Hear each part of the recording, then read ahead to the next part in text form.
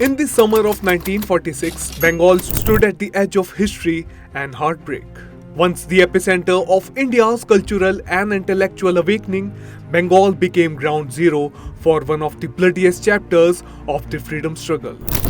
August 16, 1946. Direct Action Day. What was announced as a day of political protest by Muhammad Ali Jinnah soon descended into a nightmarish orgy of violence in Calcutta. Shops were looted, homes were set ablaze, and temples and mosques were defied. Children were thrown from rooftops, women were assaulted and mutilated. In just 4 days, over 5,000 were killed and tens of thousands were displaced.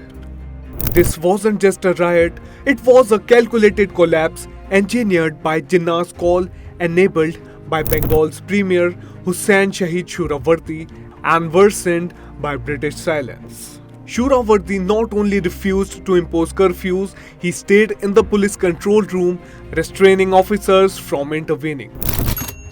But why Bengal? Because Bengal was a ticking bomb. A Muslim majority province, but with a strong and influential Hindu population.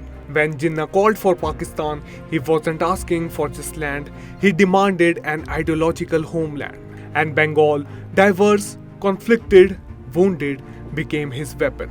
The dream of a united India was shattered in Calcutta's blood-soaked street. And as the smoke of Direct Action Day rose, it carried with it the first visible signs of partition.